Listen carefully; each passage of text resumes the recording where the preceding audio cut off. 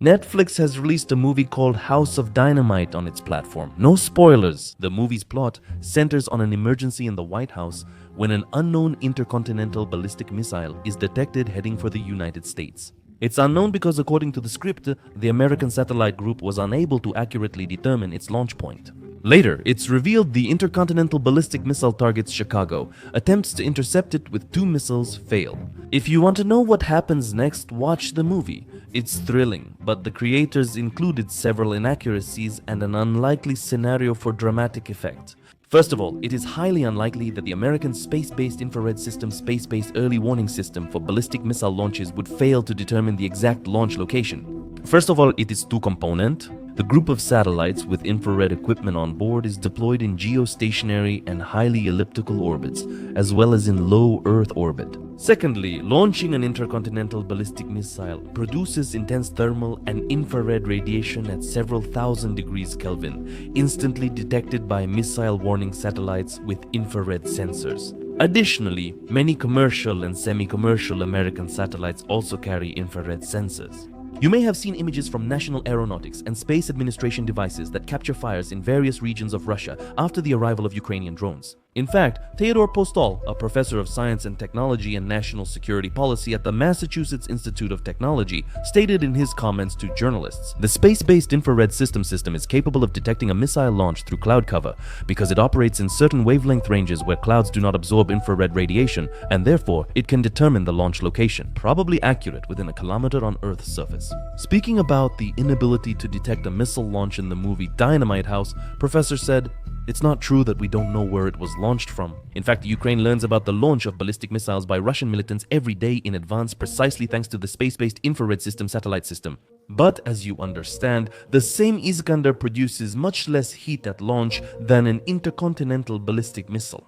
The Terminal High Altitude Area Defense Radar in South Korea and the Korea Air and Missile Defense System would quickly spot the launch point. According to the movie's plot, an intercontinental ballistic missile is launched from somewhere in the Pacific region, but the Pentagon doesn't know exactly who launched it. There is a chance the missile was fired from a submarine, but the movie's plot says it was launched from the Sea of Japan area. Japan's multi-layer network of bottom hydrophones covers the area's straits, and it's impossible to assume that someone's strategic missile submarine cruiser suddenly appeared there. And in general, thanks to their information and control system, the United States always has a rough idea of which sector the ballistic missile submarines are in. We'll also discuss the movie's claim that interceptor missiles have a 50-50 chance of shooting down an intercontinental ballistic missile just a bit later. This video isn't a Hollywood movie review. We're discussing something entirely different. We're talking about the test of the Burevestnik, a nuclear-powered cruise missile with unlimited range. A unique piece of technology that no one else in the world has. The successful test of the new Burevestnik cruise missile with a nuclear engine. This is, of course, another stage of escalation by Putin and a step toward undermining the doctrine of nuclear deterrence. Though the technology isn't new and the Burevestnik concept is controversial, we discussed this 7 years ago. But it's not just about the effectiveness of such cruise missiles. Their use also introduces a new variable into the nuclear balance equation. That's why I explained the film House of Dynamite in detail, highlighting how the United States is unsure who launched the intercontinental ballistic missile. After all, whether Washington can determine the source of the attack directly affects the nature and scale of its response. In classic nuclear deterrence models, everything is clear. Suppose Russia launches intercontinental missiles from silos or submarines. The United States instantly detects this with satellites and launches a retaliatory strike before the Russian missiles hit their targets. Sorry if this is obvious, but perhaps someone doesn't fully grasp the concept of nuclear deterrence. In short, nuclear powers don't launch missiles because 30 minutes after launch, a retaliatory strike is guaranteed to come. But the appearance of Burevestnik cruise missiles with nuclear warheads in Russia breaks this logic. In theory, and I emphasize in theory, the launch of these missiles could be carried out from the northern regions of Russia. The space-based infrared system satellite system can't detect it, since cruise missile launches don't produce the strong heat emission that intercontinental ballistic missiles do. Thanks to a range of over 10,000 kilometers, Burevestnik missiles will be able to follow a polar route, skirting the terrain and bypassing stationary radar stations. Theoretically, Burevestnik missiles could reach the United States and strike submarine bases, silo launchers, command posts, and communication centers. Moreover, American early warning systems simply won't have time to detect them, which will make the strike unexpected. Washington won't have time to respond, unlike in a massive Russian intercontinental ballistic missile launch. What I described is a new idea for a first disarming strike. Remember, we discussed it in one of the videos? Back then, we modeled a preemptive United States submarine strike on Russia. But now, again, in theory, Moscow can count on such a scenario, having the Burevestnik cruise missile, which is capable of reaching any American state. As is known in terms of range, the Burevestnik has surpassed all known missile systems in the world. I think foreign specialists were able to see this for themselves, since during the testing of the Burevestnik on October 21st, a NATO reconnaissance ship was constantly present in the area. We did not interfere with its work. Let them watch. 7 years ago, I made ironic remarks about this Putin missile. Today, I'll do the same, just a little later. After all, 7 years ago, there was no sense that Vladimir Putin really expected to win a nuclear war with the Burevestnik, a war in which, as we know, there are no winners. But today, that feeling is gone.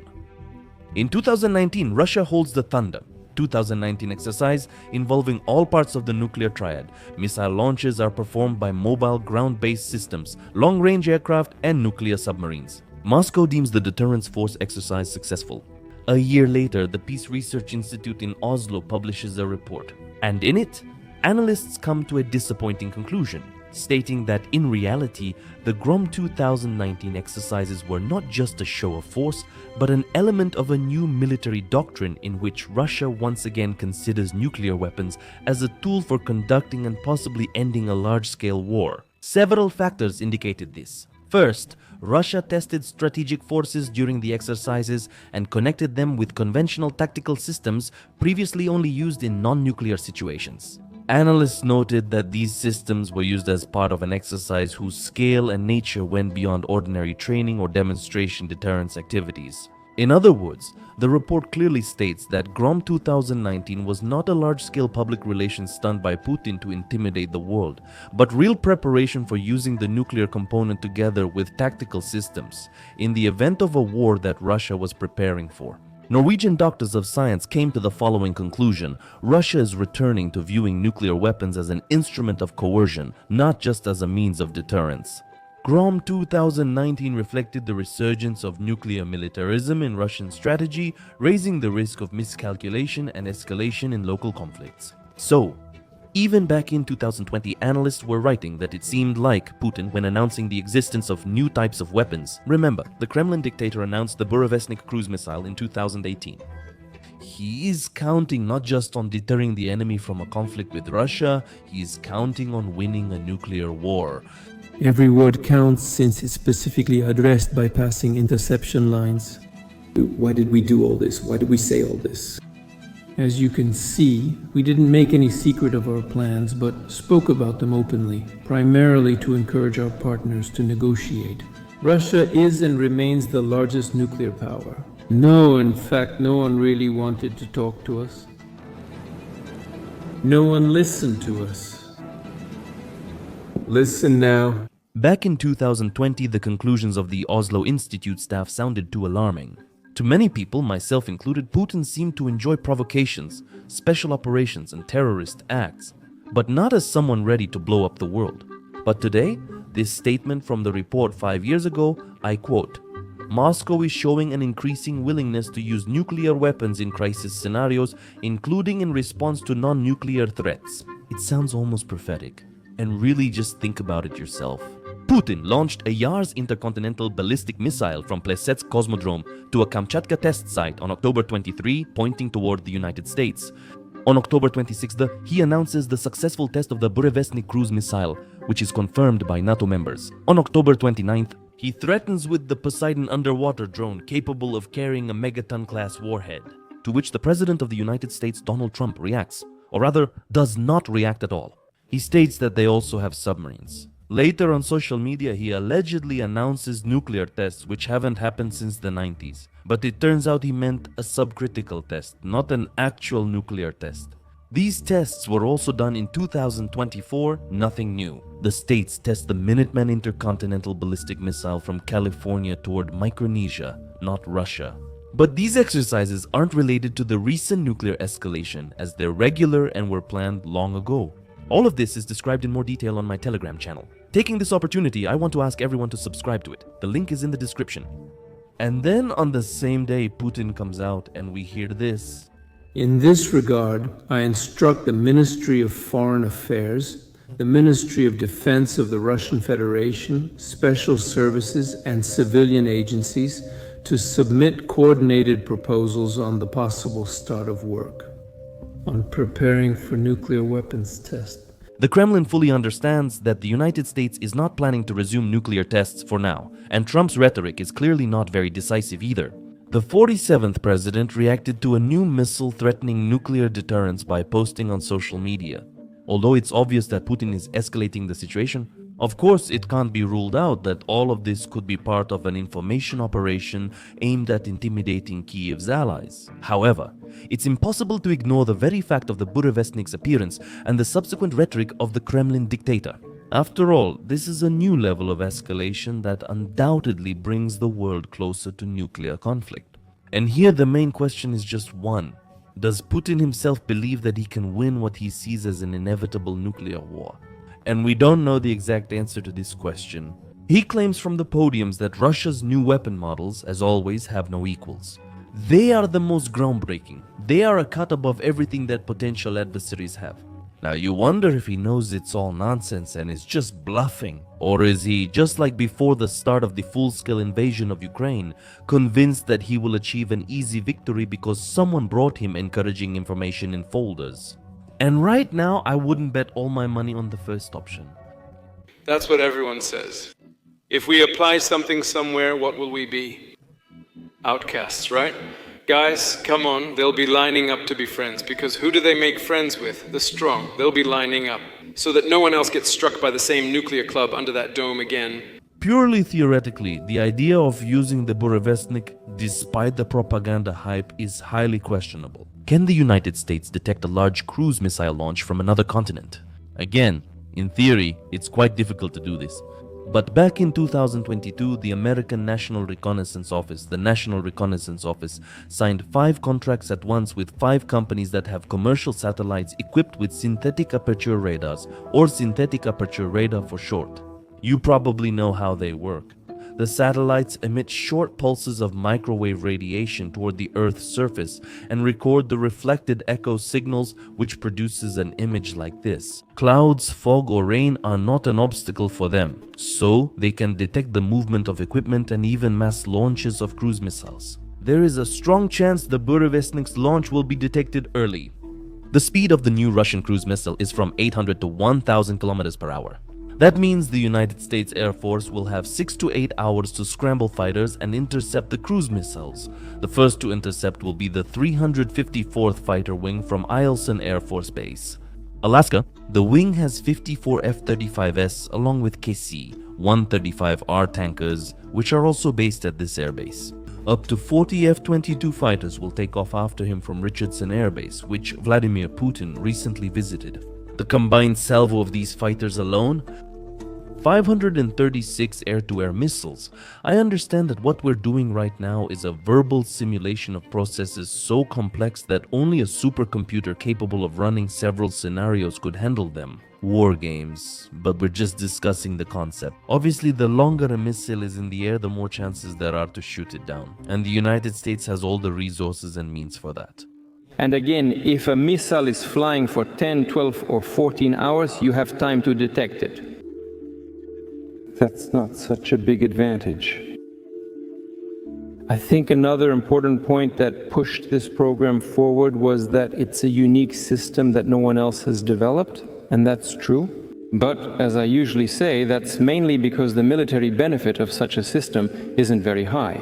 Ukraine can't use fighter aircraft as air defense over most of its territory because of Russian long-range missiles, and yet it still manages to shoot down a not-so-small percentage of them. Now picture nearly 100 fifth-generation fighters stationed at just 2 United States air bases, from which you can quickly launch 2 Boeing E-3 Sentry airborne early warning and control aircraft.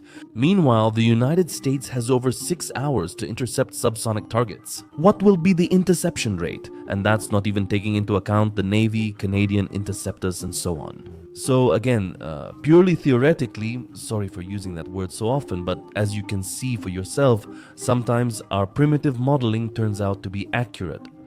Still, using a nuclear cruise missile as a deterrent is debatable. Meanwhile, Vladimir Putin continues to insist that this is an advanced weapon with no analogs. After all, this is a unique product that no one else in the world has. Yes, I agree, there really are no analogs to the Burevestnik. And that's exactly a reason to think about why neither the United States nor China has tried to create their own Burevestnik since 2018, starting the development of their own missile with a nuclear engine. After all, good weapons always have analogs. That's a kind of law. You don't actually think Beijing and Washington can't develop a nuclear engine for a cruise missile, do you? Especially since such developments existed in both the Union of Soviet Socialist Republics and the United States. In my view, the idea of an ultra-long-range cruise missile with a nuclear engine doesn't make sense. But what's even more pointless is to consider it as a tool for a first disarming strike. The key question is whether Putin truly believes in the Burevestnik and its abilities, or if he's simply bluffing the West.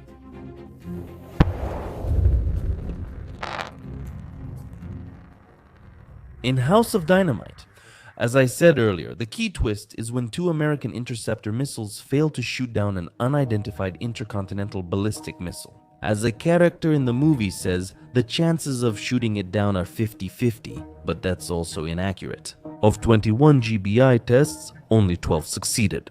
But these tests were conducted from 1999 to 2023 and included early versions of interceptor missiles. However, the modern generation of GBI has shot down all 5 missiles in tests over the past 11 years. The movie's writers are good enough for me. They mysteriously ignored other systems like terminal high altitude area defense and phased array tracking radar to intercept a target that can intercept intercontinental ballistic missile warheads. There's not a word about them in the movie. So the United States may not be as defenseless as shown in the movie and as Putin might think, especially since the man who is currently at war with Ukraine has lost at least 13 radar stations so far. For the S-400 systems, which are a crucial element of the country's missile defense, he may underestimate the enemy and overestimate his own strength. Of course, God forbid we ever find out the answer to the question of whether Putin is bluffing now, brandishing his latest missiles and continuing his nuclear rhetoric without fear.